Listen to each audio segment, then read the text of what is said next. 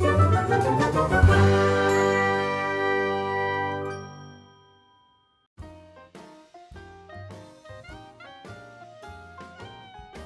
je me présente, Jolivet, Antoine Jolivet.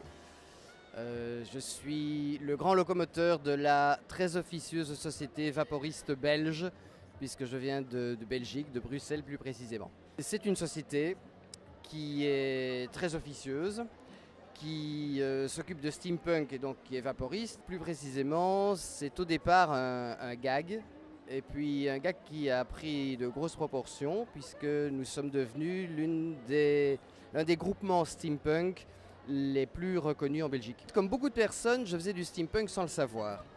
Depuis de très très nombreuses années, et même avant que ce style n'existe, j'adorais les costumes fin 19e, début 20e. J'adore la musique du début du 20e siècle. J'adore toutes les choses un peu anciennes, les vieux bibelots, les vieilles mécaniques surtout. Et puis, parallèlement à ça, j'adore écrire. Et tout à fait par hasard, j'ai rencontré sur internet le forum steampunk.fr. J'ai découvert sur ce forum qui est très très très touffu des créateurs, des gens qui écrivaient, qui avaient une sacrée plume. Et ça m'a donné envie de me lancer à mon tour.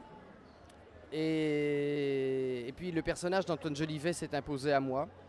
Il est en quelque sorte sorti de ma tête pour s'asseoir devant moi sur ma table de travail, et elle a commencé à me raconter des histoires que j'ai écrites et que j'ai postées sur le forum. Et puis voilà comment les choses se sont passées. Les différences entre le steampunk en Belgique et le steampunk en France, je pense que oui. Je pense qu'il y a assez curieusement des tendances nationales. Je dis bien des tendances, et même parfois régionales. Il y a une façon d'envisager le steampunk en Wallonie, une façon d'envisager le steampunk en Flandre. Je veux dire que nous avons d'excellents rapports avec les vaporistes du nord du pays. Au départ, c'était deux mondes totalement séparés. Et puis, à l'initiative de la TOSVAB, très officieuse société vaporiste belge, donc, nous avons eu la première rencontre officielle il y a un peu plus d'un an maintenant à Mariembourg entre les vaporistes du nord et du sud de Belgique. Par rapport à la France, nous étions déjà en contact depuis très longtemps, et nous apprécions beaucoup ce qu'on fait en France. En Belgique, on y ajoute cette dose, je vais dire, d'autodérision assez typiquement belge. Ce côté humour qui consiste à se moquer d'un peu de tout et tout le monde, à commencer par soi-même. On fait les choses sérieusement, mais sans jamais se prendre au sérieux. En plus, dès que vous avez une idée débile qui passe à portée, vous pouvez être sûr que la TOSVAB va sauter dessus.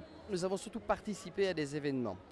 Nous n'avons pas encore organisé d'événements entièrement faits maison par la TOSVAB.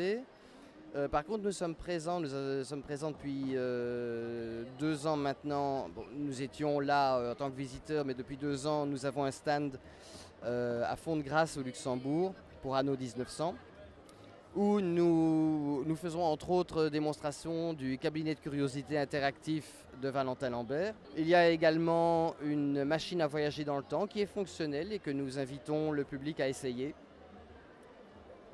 Donc vous pouvez voyager dans le temps au moyen de la machine, du transporteur intertemporel à alternateur de navigation isochrone compensé, en abrégé Titanic. Nous avons participé à un marché de Noël il y a quelques années en organisant une grande expédition polaire qui a eu beaucoup de succès. C'était très drôle de nous voir tirer un traîneau et chercher des chiens de traîneau au milieu du marché de Noël. C'était assez surréaliste. Nous avons participé également avec les Flamands de Steam Nation à une animation de rue du côté de Courtrai, qui a remporté un énorme succès également. Alors prochainement, nous allons prendre un petit peu de repos après un début de saison très très chargé. Et puis il y aura peut-être des choses qui vont se passer aux alentours du mois d'avril-mai, mais je ne peux pas encore en dire plus.